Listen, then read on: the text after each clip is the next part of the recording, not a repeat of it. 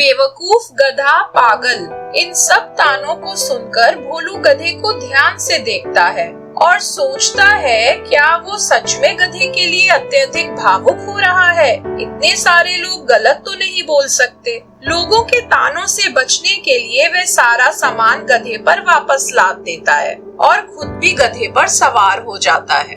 भोलू और सामान के बोझ से गधा फिर लंगड़ाने लगता है और जोर जोर से रोने लगता है। गधे का रुदन सुनकर आसपास के लोगों का ध्यान भोलू की तरफ आकर्षित होता है। गधे की दयनीय हालत देखकर लोग भोलू को जल्लाद, जालिम और पत्थर दिल जैसे शब्दों से बुलाने लगते हैं। अब भोलू अपना सर नोच लेता है। उसको समझ ही नहीं आता कि वह करे तो क्या करे। अरे भैया, दिखाई नहीं देता, तेरा गधा घायल है, इसको डॉक्टर की जरूरत है। इस पर सामान रख के क्यों सवार हो रखे हो? ये आदमी तो आँखों से ही नहीं, अकल से भी अंधा लगता है। भोलू लोगों के तानों से बहुत आहत और दुखी होता है। घर पहुंचकर वह गधे को खूब खरी खोटी सुनाता है। अरे मैं तेरा क्या करूं?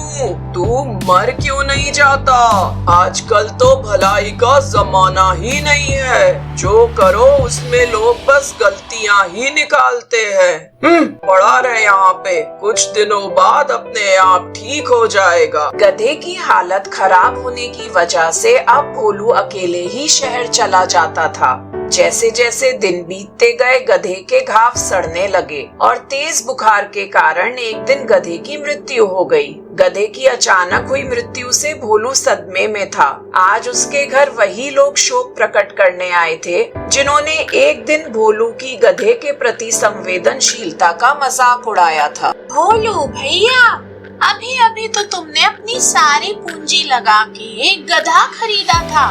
अगर सही वक्त पे उसका इलाज करा लेते तो काम आता। भोलू भैया, तुम जैसे लोग जानवरों से बस काम करवाना जानते हैं पर उनकी उचित रख रखाव नहीं करते।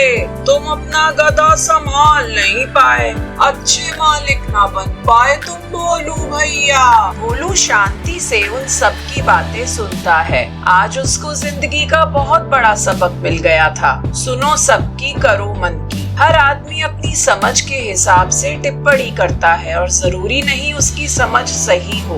वास्तविकता से तो आमना सामना उसी का होता है जो उस परिस्थिति में होता है। पर सब कुछ गवाकर सीखा तो क्या सीखा। वो एक कहावत है ना, अब पछताए क्या हो जब चिड़िया चुग गई खेत।